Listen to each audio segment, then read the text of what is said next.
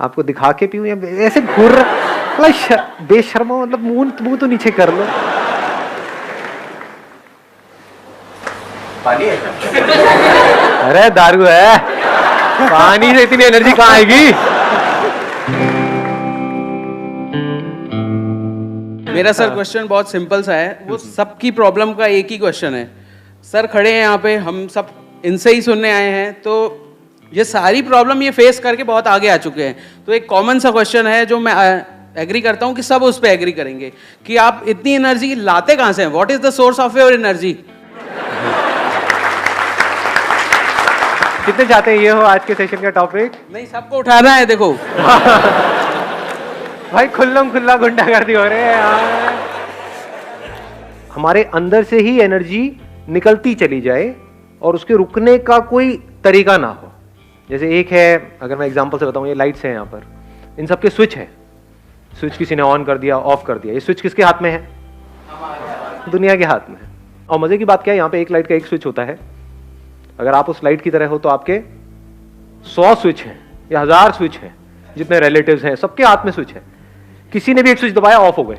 फिर ऑन होने के लिए क्या करते हो? मेरी वीडियोस देखते हो।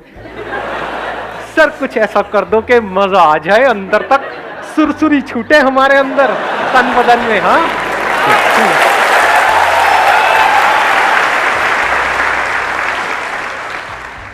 ये सब टेम्परेरी सॉल्यूशन है, इसका कोई फायदा नहीं है। रियल सॉल्यूशन क्या है कि बिल्कुल रिलैक्स होकर के आराम से ठंडे दिमाग से विद पेशेंस समझने की कोशिश करो कि वो सोर्स ऑफ एनर्जी क्या है। एक बात तो पक्की है, कहीं बाहर नहीं है। क्योंकि मैं किसके वीडियो देखूंगा? आपके पास तो फिर भी मैं हूं। मैं किसके देखूं? मेरे से बेटर कौन है?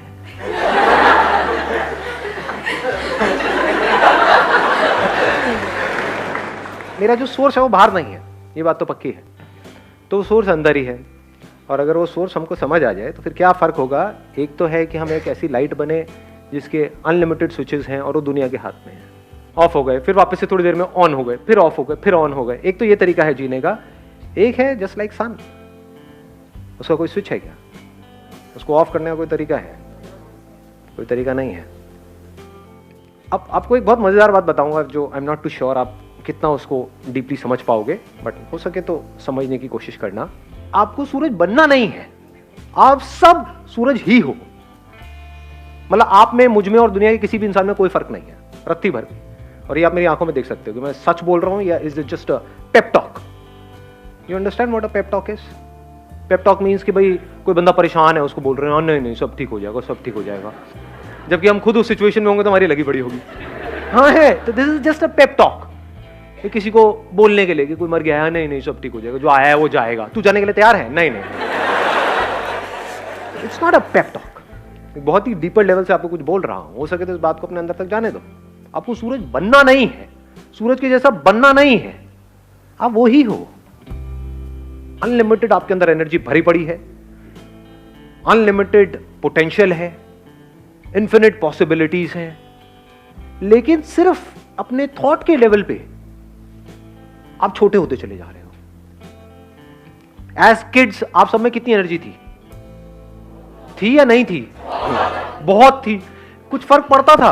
कभी किसी से लड़ाई हो गई, झगड़ा हो गया, ये हो गया, वो हो गया, मतलब चलते ही चले जाते थे। घर वाले इतना कहते थे मत तोड़ना मत तोड़ना, नहीं तोड़ ही देते थे। नहीं सुनते थे किसी की? ना जी, मतलब कमाल की एनर्जी थी। तो अब वो क्या है ऐसा जो हमारी एनर्जी को खींच लेता है? मजे की बात क्या है, वो हम सबको पता है। जो दुखी है, डिप्रेस्ड है, एंशियस है, परेशान है, उसमें एनर्जी की कमी है। एनर्जी है भी तो नेगेटिव एनर्जी है, लड़ने मरने को तो तैयार है, बट उसको बोला जाए कोई कंस्ट्रक्टिव कहाँ है? नहीं नहीं नहीं। तो ये पॉजिटिव कंस्ट्रक्टिव एनर्जी हमारे अंदर से कहां से आती है? क्रिएटिव एनर्जी हमारे अंदर कहां से आती है? जब माइंड पूरी तरह से रिलैक्स्ड होता है, माइंड पूरी तरह से एक जगह पर लगा हुआ होता है, उसमें हजार चीजें नहीं घूम रही होती है। नहीं तो हमारी ब्रेन की ऐसी हालत हो जाती है जैसे कोई कंप्यूटर हैंग हुआ पड़ा है। मोबाइल में आपने एप्स बहुत सारी डाउनलोड कर ली है, तो भैया अब टाइम आ गया फैक्ट्री सेटिंग्स को समझने का। समझे? बच्चे फैक्ट्री सेटिंग्स पे हैं, इसीलिए उनमें पूरी एनर्जी है। और इसका सोल्यूशन क्या है? अब आपको वापस से बच्चे के जैसा बनना है इस दुनिया के बावजूद। ये दुनिया जो बड़ों की दुनिया है, बड़े मतलब महामूर्ख जो अपने आप को बड़ा समझते हैं। शरीर बड़ा हो गया है, ऐसे भी चारों तरफ से फैले पड़े हैं, मैच्योरिटी लेवल 0 है। बच्चों में फिर भी मैच्योरिटी होती है, बच्चों को पता है कि कहीं कुछ इंटरेस्टिंग हो रहा है तो हाँ फिर भी सुन लो, समझ लो, ये कर लो।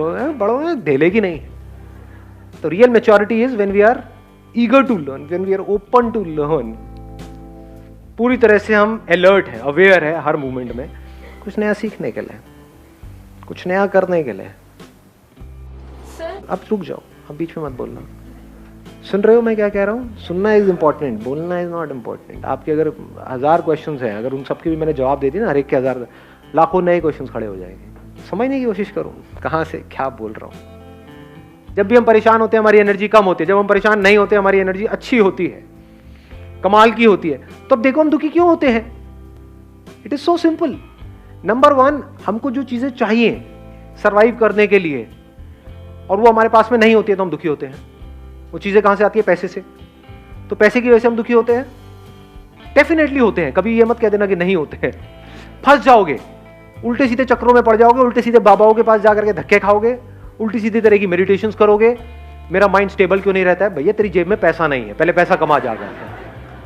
It is so obvious. समझ गए?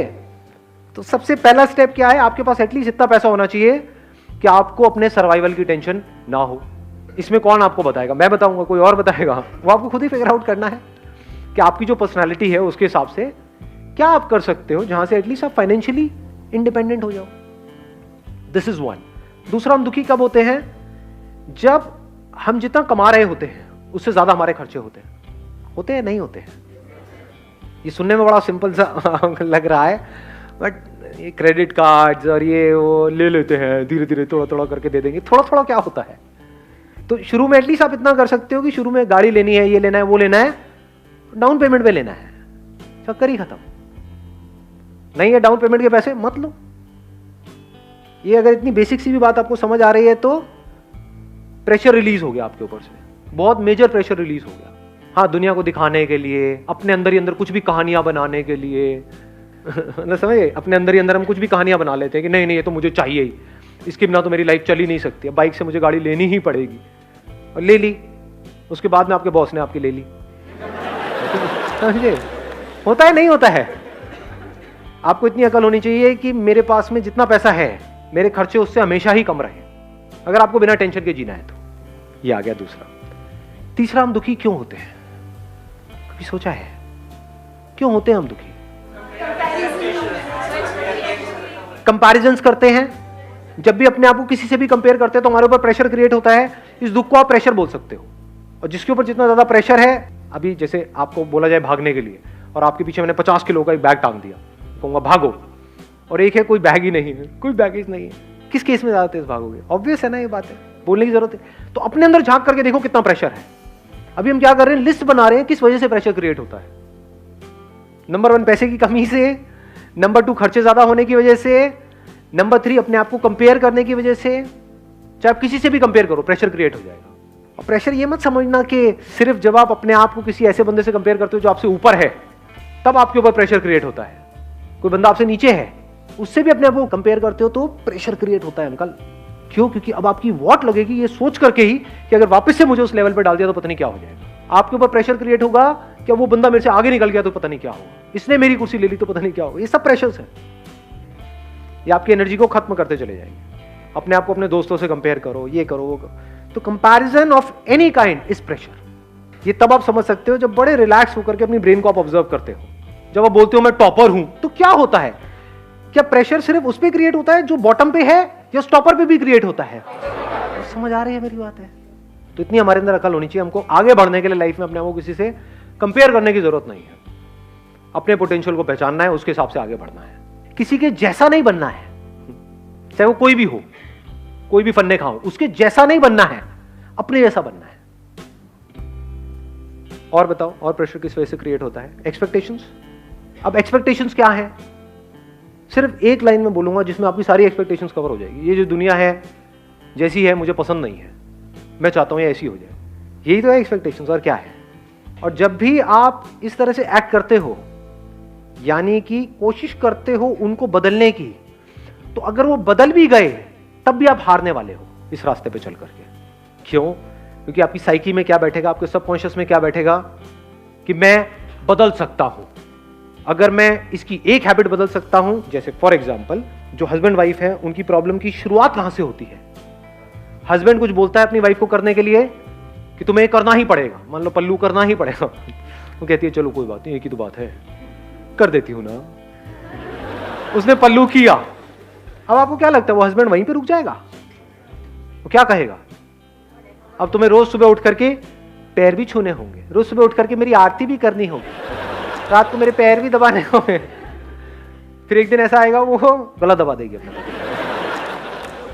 अब इसमें नुकसान किसका हो रहा है? ध्यान से समझना, क्या सिर्फ उस लड़की का हो रहा है या इसका भी हो रहा है, लड़के का भी? ये देखने के लिए बड़ी समझ चाहिए।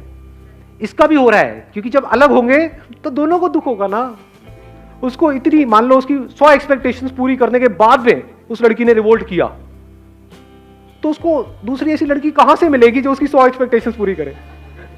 दूसरी शादी करेगा तो वहां पे तो कान के नीचे पड़ेंगे घुमा करके।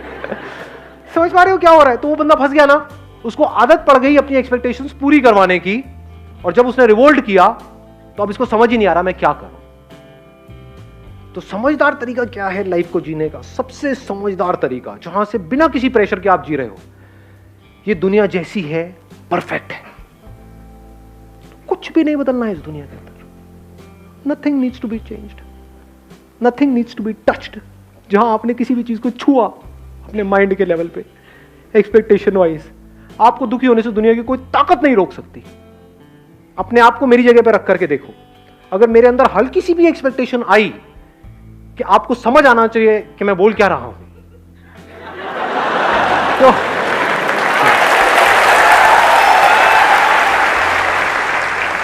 तो मुझे पागल होने से कोई नहीं रोक सकता। मुझे पता ढेले का समझ नहीं आना आप में से किसी को, कुछ सब ऊपर से जाने वाला है। जाने दो, पतंगों को जल जाने दो, पतंगे इसीलिए पैदा हुए हैं। ये इस दुनिया की कहानी है। पता है कि आग में जलना बुरा है, लेकिन क्या करें, फड़फड़ा रहे हैं अंदर से, चलेंगे, चलने दो। इसको समअप कर देते हैं चारों चीजों को। नंबर 1, आपको पैसे से ऊपर उठना है। आपके पास उससे ज्यादा पैसा होना चाहिए जितनी आपकी नीड्स है। नंबर 2, अपने डिजायर्स को पूरा करना है तो अपनी कमाई को बढ़ाओ। सुनने में बड़ा बेसिक लगेगा। लो फेरारी डाउन पेमेंट पे कौन मना कर रहा है? पहले कमाई बढ़ाओ, बाद में खर्चे बढ़ाओ। खर्चे कमाई से कम, बेसिक्स ऑफ लाइफ, प्रेशर कभी क्रिएट नहीं होगा। नंबर 3 क्या था? बोलो बोलो बोलो। कंपैरिजन। इस कंपैरिजन के कीड़े से अपने आप को बचा लो। ना अपनी ईगो को सेटिस्फाई करना है ये बोल करके कि देखो मैं तो ये कर गया, मैं तो वो, ना ये करना है कि देखो वो क्या कर गया और मैं वहीं रह गया। दोनों तरफ से प्रेशर क्रिएट होता है, दोनों जगह से बाहर निकल आओ। ये आगे पीछे का गेम चलता रहता है इस दुनिया में, इसमें ज्यादा ध्यान मत दो, अपने काम पे ध्यान दो। जिसके काम में दम है वो इस रेस से बाहर आ सकता है, दैट इज इंपॉर्टेंट। इस रेस में जीतना इज नॉट इंपॉर्टेंट। गधों की रेस में जीतना इंपॉर्टेंट है, इस गधों की रेस से बाहर निकलना इंपॉर्टेंट है। उसकी बात हो रही है आज यहां पर। Last but not the least, चौथा पॉइंट, एक्सपेक्टेशंस को 0 कर दो। क्यों? क्योंकि चाहे एक्सपेक्टेशंस पूरी हो चाहे ना हो, दोनों ही तरफ से मैं मरने वाला हूं, तो ऐसा काम करना ही क्यों है? ये फॉर्मूला है जिसको दुनिया की कोई ताकत चैलेंज नहीं कर सकती। किस चीज का फॉर्मूला है? बिना प्रेशर के लाइफ को जीने का।